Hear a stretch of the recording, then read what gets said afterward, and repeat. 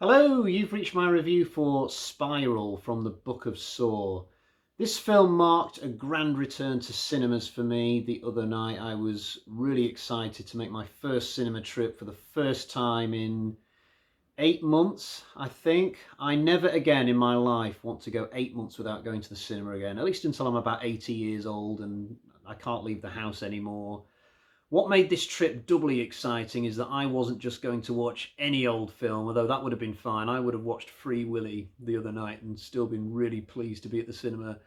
No, I was going to watch a sequel to a franchise I have really loved for a long time. I wouldn't call the Saw franchise one of my absolute favourites, but it's right up there, probably just a fraction below my favourite franchises. So I was really excited to see Spiral.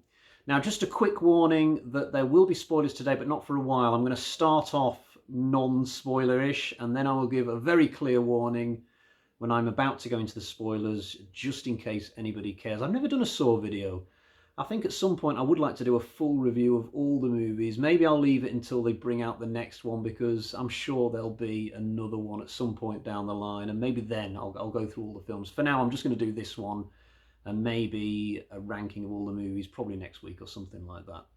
Now, I'm going to start with the positives today. I have a few positives. They're mostly quite small, which should give you a little clue as to where this review is sadly going.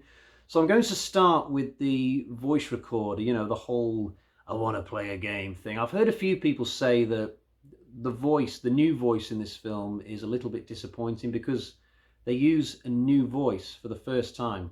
I mean, Jigsaw died at the end of the third film, but even in the fourth film, fifth film and onwards, they still sort of mostly used his voice on the tape recorder things just before a game, even though he was dead. Well, they don't do that this time. The new killer is using a brand new voice, and I quite like it. I've heard a few people say that they don't like it. Well, I do. I think it's a little bit kind of robotic and a little bit camp, but I think it works. It's creepy and it's good for this movie. So there we go. One positive straight off the bat. I also enjoyed the performance of Marisol Nichols as the police chief. I think she found a good balance between tough-talking female boss of an LA police station and showing compassion in certain moments towards the main character. I'm watching this film and I'm thinking to myself, why have I never seen this actress before? Well, it turns out I had. She once played a character called Nadia in season 6 of 24, which would have come out around about 2007, 2008. Long time ago now, so no surprise to me that I didn't recognise her.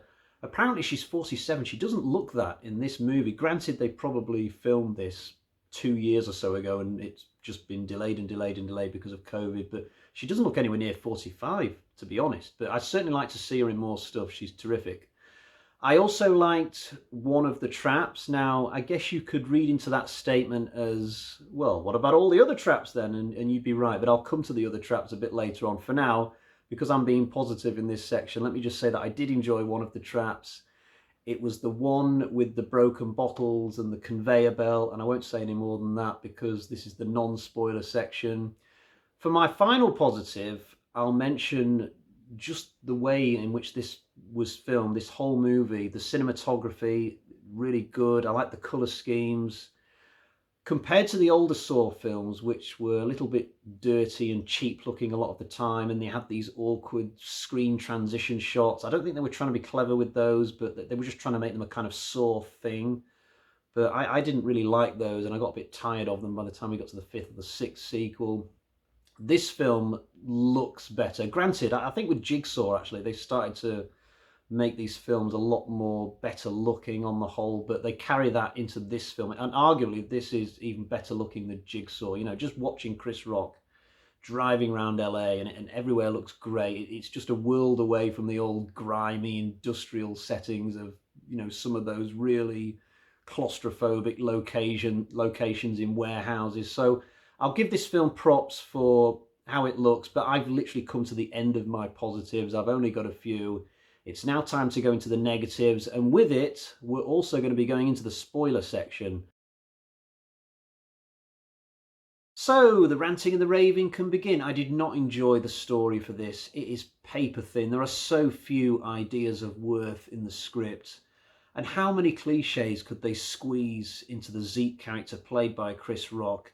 So, he's got marriage troubles. He's a cop who's heading for divorce.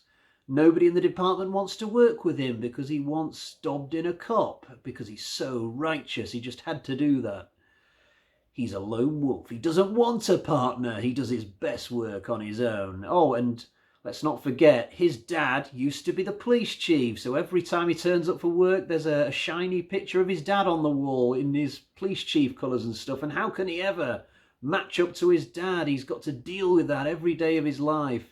This is part of the reason why I like Marisol Nichols' character, I forget her name, because in keeping with the rest of the film, she really should at some point have gone up to Zeke and said, Zeke, if you don't book up your ideas, you're going to be on traffic reports for the rest of the month.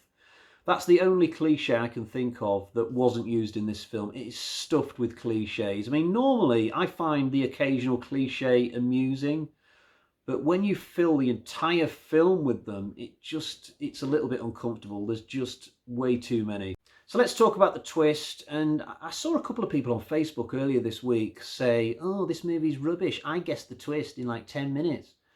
And I thought to myself, just because you can guess a twist, it doesn't mean that it's a bad one. I mean, sometimes the best twists in movies are the ones that are right under your nose, and maybe you'll guess them, maybe you won't. If you don't, you're likely to be, oh, I can't believe I didn't get that. And it was right in front of me the whole time. I'd argue that a bad twist is something that you're never going to get. It's not logical with the story that you've seen up to that point, almost as if the writers have deliberately tried to make it something that's impossible to guess. In this instance, I did guess that Zeke's partner was the killer, but that's not the reason that I don't like the twist. The reason I don't like it is, well, firstly, I was enjoying their buddy cop thing up to that point in the movie. And secondly, the fact that he turns out to be the killer just ruins something that I'd really enjoyed from earlier on in the film. So at the point where you think he's died, I thought to myself, whoa, that's really brave script writing. I mean, they've built up this friendship and then bam, halfway through the film, they kill him off. He's been skinned in this butcher's room. That is brutal. I mean, okay, well done for that, script writers. You know, I didn't see that coming. Now Zeke's really going to have to face this thing down on his own. But no sooner had I been quite pleased at this development, it's like an alarm went off in my head. I thought to myself, whoa, hang on a second.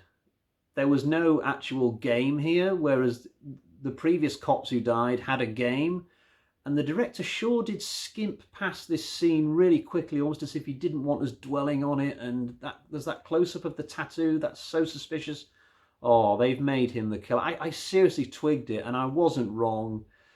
Now, the ending was disappointing as well. Not only was I not pleased with the reveal of the killer, but the whole execution of the finale between Zeke and his ex-partner, I guess by this point, was just a complete mess. You know what it reminded me of?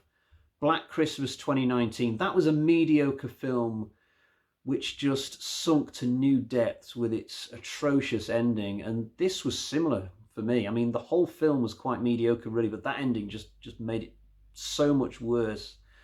I mean, I didn't understand half the stuff was going on. There's that whole thing at the end. What is he doing with that? There's like 8 SWAT guys who can clearly see that you're in the lift.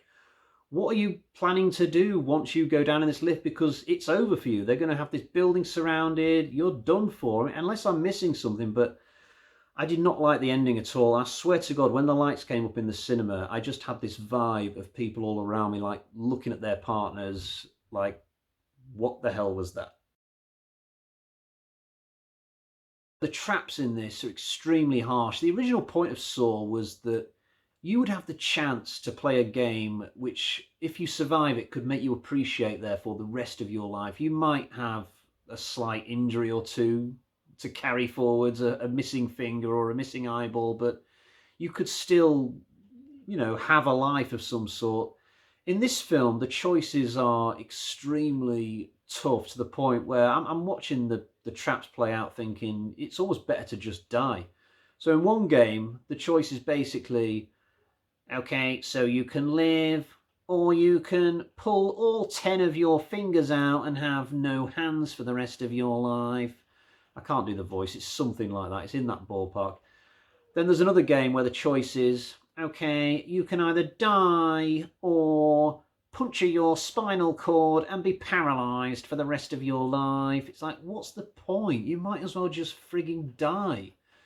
So I didn't like that aspect to this particular film. I know there have been times in the old sequels where Amanda, for a time, was making the games unwinnable.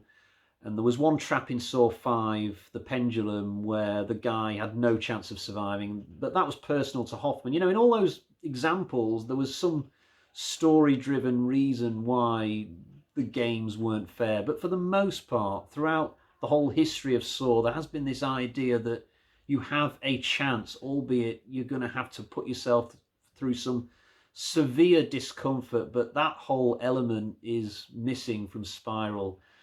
I've also got to say that I was really disappointed with the lack of connections between this film and everything that's gone before. In my heart of hearts, I wanted Hoffman to turn up, or Gordon. I suspected that that wouldn't happen, or I would have heard about it going into the cinema. I mean, I've been trying to avoid spoilers, but I thought to myself, if any of these old characters are going to turn up, you know, the really big ones, then I probably would have heard something. So I wasn't expecting that, but I at least thought that there would be some surviving characters who might have something to do with this one, or at the very least, Spiral would shed new light on some of the plot details from the old films or something, you know, but there was nothing, literally no connection. This film is completely its own thing. It's just a copycat killer. It has nothing to do with the old films. I'm just kind of thinking, what's the point? It might as well have just been a completely different thing outside of the Saw franchise altogether. And I wouldn't say that Chris Rock and Samuel L. Jackson are bad in this film, but given how good they are as actors and how many times I've enjoyed them in other films, they don't really achieve a lot in this movie. Chris Rock starts out really funny, but once the action gets serious, it's like his best talents as an actor just get squashed because he's having to put on this really pinched look as he's reacting to all the horror around him. But I just don't think he's best suited for this sort of role. He's the most comfortable in this film, hands down, first 10 minutes when the true gravity of the situation hasn't kicked in and he can just crack jokes about Forrest Gump. Samuel L. Jackson, this is the least effective I have ever seen him in a movie. He doesn't get much to do, and it's not his fault that he's not that good, because he's only in a few scenes, and the scenes that he are in aren't particularly well written, so I'm surprised that he agreed to be in this. Was it for money? I mean, the film doesn't have a massive budget. You wouldn't have thought that this would have been one of his biggest ever paydays, unless he's just a friend of Chris Rock and he wanted to do him a favour, or maybe he just liked the idea of dipping his toes into one more big franchise before the end of his career. I've no idea, but I don't think this film really showcases Samuel L. Jackson particularly well at all. So there we have it, guys. I'm afraid I did not enjoy Spiral, really. So let's get to the bag of terror and find out what sort of score we have for it.